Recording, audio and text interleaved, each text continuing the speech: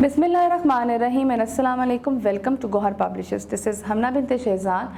Our motto is redefining the geography of education through data resources for conceptual learning. Dear teachers and dear students, आज की इस video lesson में हम देखेंगे Gohar English for the grade 7 का unit number 3 and the title of unit is a nation strength, यानी कि एक कौम की ताकत। तो सबसे पहले मेरा आपसे क्वेश्चन ये है कि एक कौम की ताकत क्या होती है। ऑब्वियसली एक कौम की ताकत उसका नॉलेज होता है, एक कौम की ताकत उसकी यूनिटी होती है, एक कौम की ताकत उसकी ऑनेस्टी होती है, एक कौम की ताकत उसकी रिस्पॉन्सिबिलिटी भी होती है। लेकिन देखते हैं कि इस पोइम के अंदर हमें पोइट क्या बताना चाह रहा है कि what is actually the strength of a nation. So let's get started. What makes nation's pillar high and its foundation strong? What makes it mighty to defy? The force that round it thong, it's not gold, its kingdom grand, go down in battle shock. Its shafts are laid on a sinking sand, not on a binding rock. Is it the sword? Ask the red dust of empires passed away. The blood has turned their stones to rust, their glory to decay. And is it pride? Ah, that bright crown has seemed to nations sweet, but God has struck its luster down. In ashes at his feet, not gold, but only men can make a people great and strong, men who for truth and honor's sake stand fast and suffer long, brave men who work while others sleep, who dare while others fly. They build a nation's pillar deep and it's lift them to the sky. अब देखते हैं difficult words के meaning.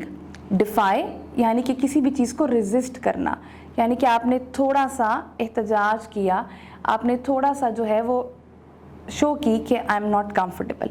Rust यानी कि जिसको हम जंग कहते हैं, फोर्स दुश्मन।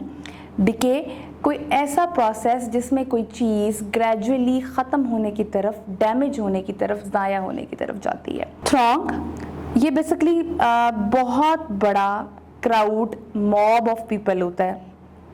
प्राइड यानी कि आप किसी चीज़ पे आपको गरूर होना। शाफ्ट ये बेसिकली एक लंबी सिलेंड्रिकल बॉडी पार्ट को कहते हैं, किसी भी चीज़ की जो पार्ट होता है उसको कहते हैं। पीपल यहाँ पे रिफ्लेक्ट किया गया है लोग, नेशन या एक कौम। लास्टर रिफ्लेक्टेड लाइट का जो चमक होती है। फ्ली डर के भागना। डेयर हिम्मत, करेज।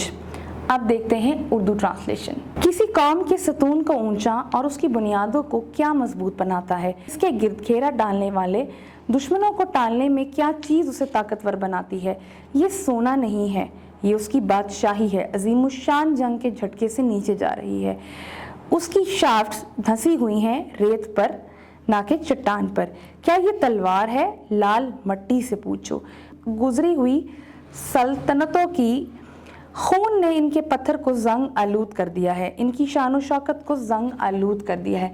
और क्या ये फ़ख्र है? आह, वो रोशन ताज कौमों को प्यारा लग रहा है, लेकिन खुदा ने इसकी चमक को राख के कदमों में मारा है।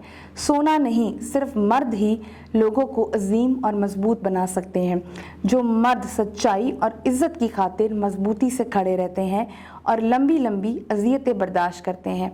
बहादुर मर्द जो काम करते हैं जबकि दूसरे सोते हैं, जो हिम्मत करते हैं जबकि दूसरे डरते हैं। वो कौम के सतूनों को गहरा बनाते हैं और उन्हें आसमान तक उठाते हैं। आई होप आपको आज का वीडियो लेसन पसंद आया होगा। एक नए वीडियो लेसन के साथ हम फिर मिलेंगे, तब तक के लिए अल्लाह हाफ़िज़।